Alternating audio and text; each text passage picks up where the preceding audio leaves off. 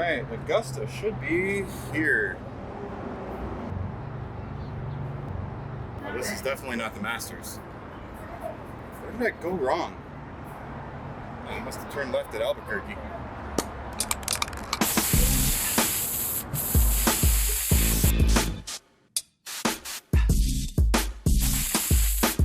Well, couldn't quite make it out to Augusta this year, but if there's one place I'd rather be than Augusta, Georgia, it's here with you folks on the Circus Catch. Welcome to the show, everybody. I've got Jesse Larson with me today, as well as the return of Austin Parr. Guys, welcome to the show. Thanks for having us, Jordan. Always a pleasure, man. So glad I'm here. Thanks for having us. Of course, I'm in the middle of working, so we're gonna bear with it. Never not busy. That's one of the things we love about you, Austin. Speaking of, you had quite the day yesterday. Can you give us a little bit of insight as to what you were doing? Yeah, so Montana State held their pro day. It was after the University of Montana had it the day before. And it's an opportunity for these, FCS, FBS, NAIA guys to get their opportunity to show out and show the type of talent that they have. The skills, they put their skill sets on, 40-yard dash, bench press, vertical jump, long jump, broad jump, 3-cone drill, shuttle. They get to do everything, show a little bit of everything as well. And some of these guys were big time players at Montana State. Callahan O'Reilly, Ty Okada, one guy, Jeffrey Manning Jr., unfortunately didn't get to participate due to a shoulder injury. But there was a ton of guys out there, a couple of NAIA guys as well. Wes Moyai, say that 5 times fast. Super down-to-earth guy, very talented NAIA defensive tackle from Rocky Mountain College. Put on some serious display, man. He put up 33 bench press reps, which would have been second among all D tackles in the entire NFL Combine. Pretty impressive. Ty Okada put up some serious speed, 4.44 40, which would have been, I believe, top 10 in the NFL Combine among all safeties. He put up a 40.5-inch vertical, which is pretty money for a safety. But it was a great experience. First time ever covering a pro day. I'm actually in the middle of, cutting a package right now to represent those NAIA guys because I did cover Carroll College, a big time NAIA school, Frontier Conference champions, mind you. And they actually had a pro day experience at University of Montana the day before. So it's been awesome. I mean, I couldn't ask for a better job, first job out of school. I got the promotion. I think I hinted at that a while back, but I will be moving down to Bozeman, Montana, to basically be the beat writer for the Montana State Bobcats, which is going to be awesome. I just put an offer in on a place yesterday, so we'll find out. But I should be down there by May. It was pretty cool. I mean, to be a media member, right up in there, camera right up on all these guys, watching them perform, and to have those performances for these guys who have been training for 4 to 5 months. And I said something in my opening stand-up where it was like, some of these guys have been training for this moment their entire lives. Yeah. Like it starts, a guy like Ty Okada was a walk-on at Montana State. Then he became a team captain, absolute stud at safety. And now quite possibly, if he doesn't get drafted on draft night, he will get an opportunity somewhere in the NFL. Ty Okada, you heard it here first, folks. Ty Okada. Safety, Montana State Bobcats. Be looking for him in the draft. The draft for the NFL starts later this month, April 27 to 29 in Kansas City, Missouri. I mean, Pro Day was cool, but covering the Cats the at an NCAA tournament, dude, that is the coolest thing I've ever done in my life. Dude, honestly, the Cats losing, they kept me out there till Monday. So Sunday, I just used my media pass and I got to sit courtside for those basketball games. Dude, wow. What? Yeah, so I just pretended like I was a reporter for those games, and I just sat courtside and watched college basketball because my boy Ryan Anderson is the assistant coach at Xavier. It's like, what are the odds? The guy I grew up with in Long Beach, where I'm from, he's on his grind of trying to become a head coach at the college level, and he comes all the way. He gets to go to Greensboro too. I got to watch Marquise Noel just ball out for freaking 2 days. I mean, dude, I wasn't so like, we were all out here. It's the second year back to back. Montana State won the Big Sky Conference. So we were all on the, upset train. Like, why not us? Blah, blah. We were writing all these stories and stuff like that. And I'm not going to lie, when I got out there and I got to see Kansas State up close at practice, and I was like, whoa, Like, Whoa. these dudes are bigger, they're faster, they're stronger. Like, but yeah, dude, it was just different, man. Marquise Noel, absolute baller. Jerome Tang did his press conference, nicest guy in the world, super nice. Super nice. I got to meet him when they played here at Gallagher Iba. I got to meet Jerome. He big super faith cool guy, dude. which is awesome. Very. Like, that's the first thing he did every press conference. I asked him a pretty funny question, and I got some laughs. I'm at the Greensboro Coliseum, where they host the ACC tournament every year, like historic college basketball building. Yeah. And so like I walk into this like almost theater, and these guys are on stage with like the NCAA March Madness background, and like I'm one of like 7 media guys because they're facing Montana State and it's the first round, so there's not a lot of guys. And so I asked the Kansas State guys, I was like, hey, do you guys know where Montana State is in the state of Montana, and do you know anything about Yellowstone? And they all just laughed. No clue what I was talking about. They don't know anything about Montana at all. At the beginning of this tournament, Jesse, if you would have told me that LSU and UConn would have been the champions, I don't think I would have believed you. I had LSU in the national championship, so you did. I saw that. It wasn't too far-fetched for me to believe that they could take a title, but I definitely didn't see them perform the way they did in the national championship. I mean, they really, for lack of a better term, steamrolled Iowa.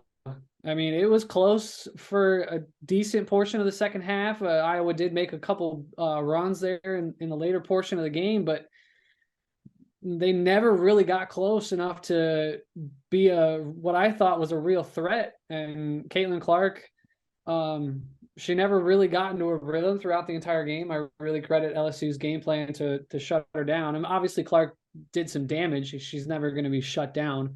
That's not a thing. But the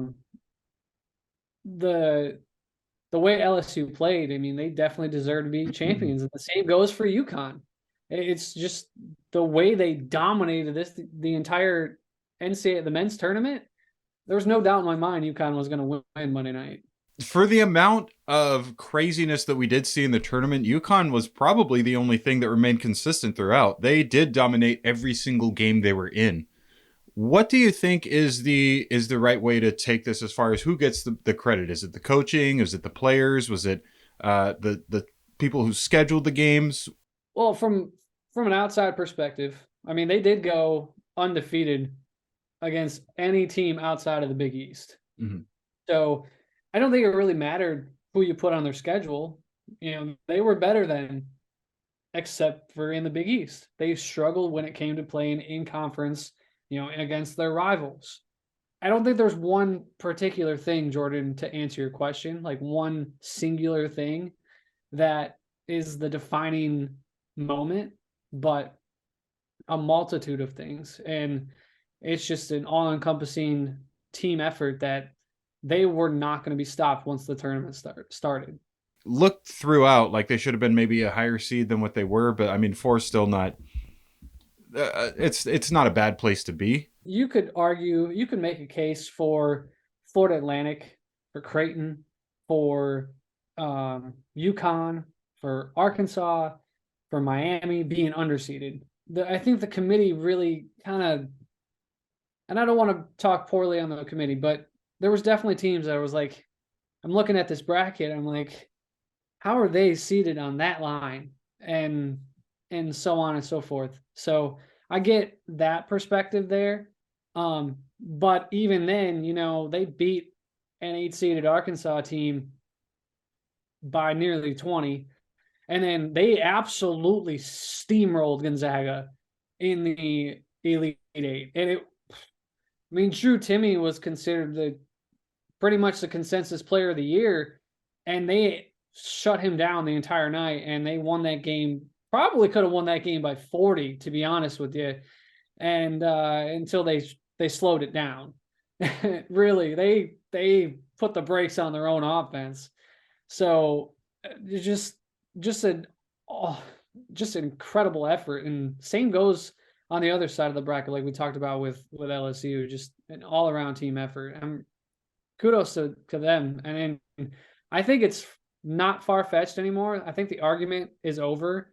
UConn's a blue blood. Yeah, yeah, I don't think there's any doubt. They just got their fifth title since the '90s, and with four different coaches. I mean, what they've done at that school, it's impeccable. As far as the women's brackets go, just real quick, I do want to ask a question. It seemed like LSU was successfully able to put not a stop to Caitlin Clark, but to slow her down, whereas South Carolina could not stop her, especially in the second half when she either scored or assisted on almost every shot. What was the reason that LSU was able to do what South Carolina couldn't? The pressure might have gotten to the point when the Iowa started getting behind. I think Clark started to force some shots. I saw quite a few shots in the second half where she got it across the midway line, the half court line, and she just popped it.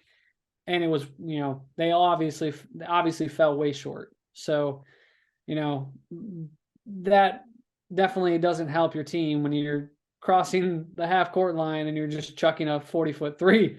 It just doesn't. So I don't know. I think that probably has a big reason, but definitively, I can't tell you. Jesse, what's the biggest takeaway from this tournament? Men's, women's, overall. What's the biggest takeaway from this 2023 version of March Madness? I've said it before, I'll say it again. March Madness is the greatest postseason event in sports. High school, college, pros, doesn't matter. This tournament, both of these tournaments proved how incredible March Madness is, how incredible the collegiate basketball tournament, postseason tournament is, and how empowering it is. I mean, we saw record numbers of viewers watch the women's Final Four, Jordan, up and almost doubling the previous records of most watched women's tournament games ever. And it's great to see, and it just goes to show you how great March Madness is. I can't say anything else about it. We got the Masters going on right now. Just started. Tell us what your feelings are going into this 87th Masters tournament. My feelings they grow, stronger every year for this tournament. It truly is the best calendar week of the golfing year. It is the most beautiful golf course, Augusta National, of course. It's just awesome, man. The festivities surrounding it. One of my favorite things is the par 3 contest that happens the day before when all the families get to go out there and you kind of get to see a different side of these golfers, non-competitive side. Their kids are making putts, they're hitting shots. We've seen some epic things happen over the years with, of course, famously Jack Nicklaus's grandson making a hole-in-one right in front of him. I mean, it doesn't get much better than that, but it's just truly the mecca of golf, and it's so exciting to build up. My newly fiance, has already bought pimento peppers so we can enjoy some pimento and cheese sandwiches, because that's a tradition that we've started since we've been together. She loves cooking the egg salad sandwich, not cooking because you don't really cook anything, but the egg salad sandwich is always a great time too. But just super excited. The famous dinner, of course, to celebrate past winners, and Scotty Scheffler looked like he took a piece of the menu off of Chili's. Didn't really look too fancy in my eyes, but they elevated that big time. And, what is it going to be with the live guys? Of course, that's a hanging question too. I personally think that it doesn't belong at Augusta. Augusta is a very high class, it's a classy place. Stuff like that. That's conversation can be tabled, for another time. Of course, there's going to be interactions on the range and stuff like that. But dude, it's the Masters. I mean, this is it's so exciting. I think you can hear it, with me talking about it. It's so much fun to watch. They did some adjustments as they do every year to certain holes to make it more difficult, so there's not so much scoring. But, as we saw today, they tore up the golf course once again. I mean, these guys are so talented, and this is kind of like the tournament that if you could pick any one of the majors, you want to win the Masters in that green jacket, of course. So I actually watched the par 3 contest yesterday. I told you I was going to start following golf a little bit more, and true to my word, I did watch the par 3 contest. My favorite part of that was watching Gary Player out on the field, out on the course. I don't know what you say in golf, but I'll say out on the course. Okay, that sounds right. Gary Player, 89 years old out there swinging it like he's 69 years old. Loved it. He's dude, he's been one of the honorary starters for a very long time. And unfortunately we lost Arnold Palmer, but he was one as well. And that's part of the tradition, right? It's, it starts with driving in, down Magnolia Lane. You get those vibes, you see the flowers and the trees hanging over, and that just brings back all the nostalgia for all these guys. I know nothing about it. I've never been there. It's on my bucket list, of course, but just the traditions. I mean, of course, Jim Nantz, he says it's a tradition unlike any other. It truly is. And it's so exciting. I wish I didn't have to work this week so I can just sit there and watch every single coverage of every hole. This morning, mind you, before I went to work, I had my cell phone, ESPN Plus, watching the featured groups, my TV, watching Amen Corner, and my laptop watching holes 4, 5, and 6. So I had triple coverage of this Masters, starting morning, and it's been epic so far. I expect nothing less from you, Austin. Cam Smith, right? One of the better, if not, he's not the best, but one of the better live players that ended up leaving right after he won a major championship, sat down in his press conference, and he's such a great guy to talk to because he will give you the most upfront and honest answers because that's just who he is. He's just like an amazing dude from Australia. Doesn't really, beat around the bush or anything. And he just is straight up with all of his answers. And he gets asked about, how are these interactions going to be? And how's everything going to be on the range? And how's this going to be? And yada, yada, yada. And he's just like, look, it's not that big of a deal. Like, we're at the Masters. We're not really talking about live versus PGA Tour. We're just talking life. We're talking golf. We're all excited to be here. This is such a big tournament. We all want to win it. So I think, he just kind of reiterated the fact in his press conference that, like, also all the interactions have been relatively normal. Now, are the PGA Tour guys kind of putting on a face for the Masters? Maybe so, but there'll be a lot of things down the line, as we can't forget there is a lawsuit at hand going on. So we can't forget that. But if they could just table it, for the rest of these 3 days, I think that would really do the game of golf a lot better. Cause I think we're all tired of hearing about all this live stuff. So at least my opinion. Back to the actual tournament. I know it's really early on. I know that we just started today, but who are you liking right now? Who do you think has the edge over some of these other guys? So after watching today, the course, it was very different than what it's going to be this weekend, right? There's a lot of weather that's supposed to come in. It's supposed to be cold. It's supposed to be wet. It's going to be windy. The whole entire course is going to change, makes it a lot more difficult. Today, 80 degrees, very humid, sunny, soft conditions, right? Very easy to score. And these really good golfers went out there and scored early with no wind. I watched a featured group with Xander Schauffele, Tiger Woods, and Victor Hovland. And Victor Hovland just looks like a guy that is so dialed in and comfortable with his game, all parts of his game, that he's a guy that really going into this weekend can put up a big number. But the most person I was really impressed with was Jon Rahm.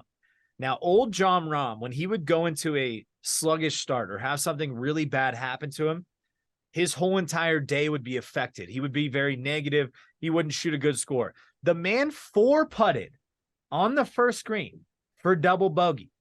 4-putt.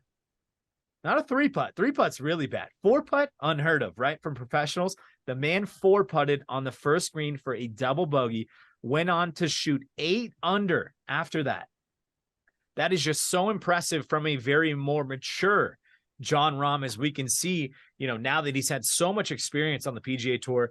He's a guy that's going to make a lot of noise this weekend as well, but I'm pushing for Scotty, man. Scotty's one of my favorites. He didn't have a crazy day today, but he shot under par, which is what you want to do on the first day of the Masters. You can't win the tournament on the first day, but you can definitely lose the tournament on the first day. Scotty had a very solid round. He's got one of the coolest swings, footwork. If you ever get to watch his swing, watch his footwork. It's something that you will never see from any other golfer. And he's just such a down-to-earth dude, right? Cares about his wife big time, loves family, loves, big-time faith believer. Just seems like a dude's dude, right? So pushing for Scotty. Victor Hovland, very impressed with how he played today. Jon Rahm also going to put up some numbers as well, but you never know in this tournament. And tomorrow, when the wind and the rain comes in, that's when we'll really be able to see who's going to, make a charge. So super excited.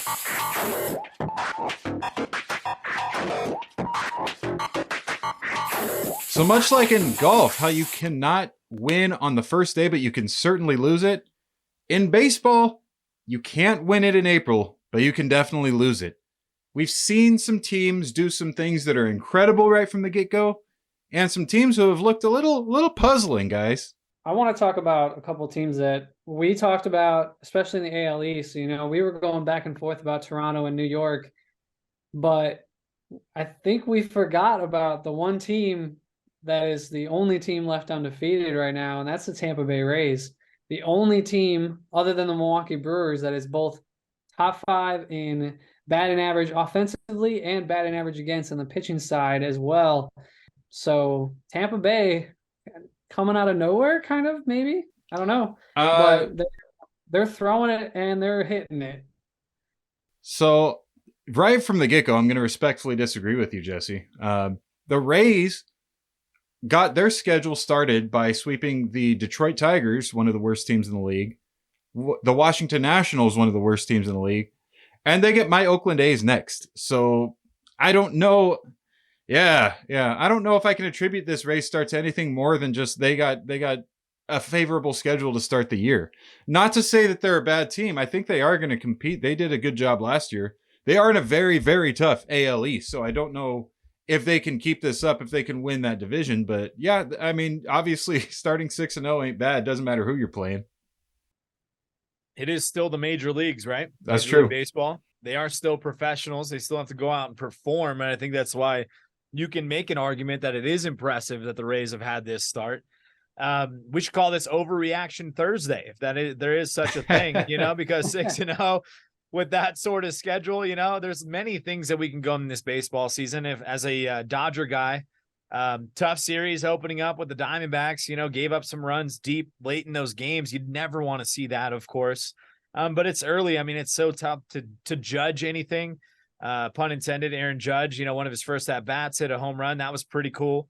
The whole, in order to get to 62, you got to get to 61. That started real quick, but I love baseball, man. I just, it's a sport I played all my life, and opening day and, opening week is so epic. And if you get that MLB.com package that I just got for the first time since I'm deciding to do fantasy baseball, it's like baseball all the time, and you can watch any game you want. And it's just, it makes me want to, watch some of these other teams that I normally wouldn't do unless they were playing the Dodgers or unless they were playing certain teams on prime time.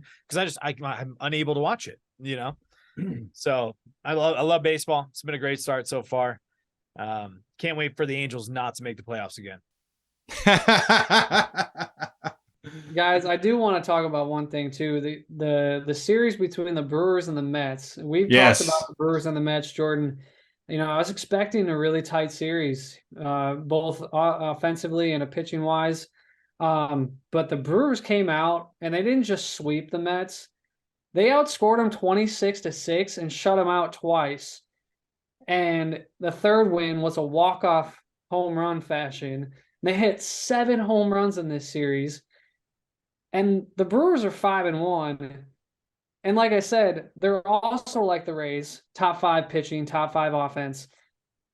This team is raking it. And I told you coming into the season, Jordan, that was the one thing the Brewers needed to figure out. They could hit the long ball, but they couldn't do the little things. It was home run or strikeout, and that was it.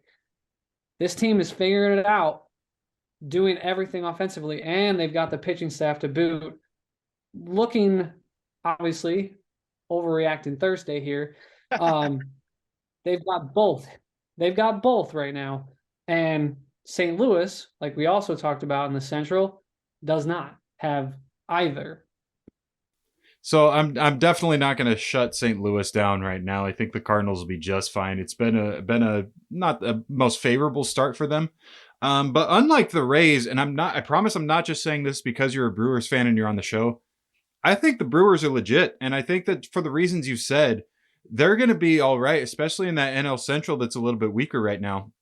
They looked mighty over this first week. They've won 5 in a row. They did drop the opener to the Cubs, but they won 5 in a row. To go back to your point about the walk-off, Garrett Mitchell, the rookie, hitting that walk-off, super impressive to sweep a team that a lot of people are saying will go to the World Series in the New York Mets. The Texas Rangers, guys, have started red hot, especially with the bats. Jake DeGrom kind of found his footing in his second outing. Do we think that this is a team that can surprise a lot of people with Bruce Bochy managing with these bats the way that they're swinging? Isn't this the kind of like project that they've been, working on the past couple of years with a couple of major signings? Last year, obviously, they took Corey Seager off the Dodgers, and then they've been building all these, these picks and these prospects. And I feel like it's been like a, 4 or 5 year plan, and they're in year 3. So would it be super surprising if they kept up, some of these numbers? I don't know if it would be really surprising to me, somebody who really knows what they've been doing as far as like baseball talk, but maybe to the casual baseball fan. Yeah, absolutely. It'd be very surprising, because who are the Texas Rangers? Nobody knows, because they're always bad, right? I mean, when's the last time the Rangers have been good? A lot of years. About a decade ago, yeah. Right. Yeah, a lot of years, not relevant. They're never in prime time. And if you see them in prime time on any baseball shows, it's because they're getting smacked or they're getting no hit or something like that. You never see anything positive come out of the Rangers. But I think that this is like I said, kind of like a project they've been working on for the last couple of years to build these players, trade for these names, use these prospects, and go out and get who they want. And I think they're almost there as far as the team that they want to build to make a playoff run. I'm not going to say a World Series run, but a playoff run. Speaking of the AL West, the Mariners are off to somewhat of a cold start here, guys. They're looking at a 2-5 record. We expected big things out of the Mariners this year. Is it an overreaction to say that they're going to have to work to get back to the playoffs, that they're not an automatic in? Well, Jordan, you did say last week you felt that they were a lock to be in this season. So I still think they are a lock. I don't think this start really dictates how their season's going to go. I don't think they've lost it just yet. But if they continue to slip here the next week or so, watch out for a rough season in Seattle. I mean, they had a pretty magical year last year, right? And they're obviously building with some young talent and great pitching as well. And they're coming up, and a lot of stars aligned last year, but we all expected this year to, kind of continue that train and almost become better. Now, is it, the young guys having a tough start and just getting out the gate slow? Probably, to be honest. But if, like Jesse was saying, if we look, in a couple of weeks and the Mariners are 8-20 or 8-22, that's trouble. I mean, that's something that's really hard to recover from, even though it is such a long season. Like you said, you can definitely lose it in April, but I expect the M's to turn it around. I think they're a playoff caliber baseball team for sure. One thing I will say, ever since I saw a few years ago the Nationals turn things around from a 19-31 start, I wouldn't be surprised if any of these teams got turned around. The one that I'm a little scared for, though, realistically, is the Philadelphia Phillies. They started 1-5. They were stunned by the Rangers. They were smoked by the Yankees. They finally got their first win against the Bronx Bombers, but they don't look good right now. They don't look like they're playing together. Whereas these other teams, yeah, maybe it's like a slow start thing. Phillies just flat out do not look good. They looked okay in that first game until about halfway through, and then they got destroyed by the Rangers in the fourth inning of that game. I don't want to overreact too much on this one, but yeah. We got to boost the ratings. We got to overreact to everything. A little bit, definitely a little bit. Ratings. Sorry, go ahead. They look really bad. They look really bad. They do. They do not look like a cohesive unit at all. And up until the you said the fourth inning? Yeah, it was the fourth inning against Texas, and they got their butts smacked, and it got bad real quick, and it snowballed from there, and they look real bad. I don't think there's anything else you can say. We were recording last week's episode when that happened. Yeah. And in the middle of the episode, we had to switch what we were talking about to the game and say, man, this is definitely different than how we started the episode. It's a good thing Washington's in that division. Otherwise, they would be at the bottom with the worst stats in that division. I was going to say, they're in not the strongest division in the world, but also they do look bad. I will admit that, but it's hard to worry about a baseball team that has the hitting lineup that they do. Yeah. Now that maybe, they're having a terrible start to the season, but yeah, what, 7, 8 games, 5 games, 6 games. These are some of the better hitters at each position, in the entire MLB. I'm not saying the best, but, top tier performers. And for me, it's hard to worry about a team with a lineup like that. It's like when, somebody asking like, hey, Dodgers lost a couple games in a row. Are we worried about the Dodgers? Well, I mean, you look up 1 through 9, you look up through their lineup and you're like, okay, there's no way that you could worry about this team. And it's kind of the same way it has that feeling. Not that the Phillies have the same lineup as the Dodgers do, but almost the same feeling is like, okay, they'll figure it out. Their pitching staff, though, that's what I'm kind of worried about. I think that's the biggest piece and question mark heading into this year for Philadelphia. So that's going to be a story that we should really keep our eyes on the next couple weeks and see how that starting pitching staff goes, how deep they go in ball games, how many runs they're giving up, walk strike ratio, things like that. And I think that's going to make or break this Phillies season. They could be in the bottom of the Nats, worst record in the division. All right, guys. We just completed episode 16. Thank you for joining us. Austin, good to see you again, man. It's been way too long. Gosh, it's been since at least, late mid-February, something like that? I honestly don't know how long it's been. I didn't think it was that long. I felt like I was just on here with you and Jackson the other day, but that's how fast the, sports world goes and how busy we get. And it's just crazy. But hey, thanks for having me as always. Always want to be a guest on this show. Love talking with you guys. Absolutely. Same here. Jesse, thanks for coming on once again. I finally had you on for 4 weeks in a row. That's been the goal for a long time. Yeah. All right. Well, guys, thanks for joining us from Montana, Oklahoma, California. Peace out. Peace out.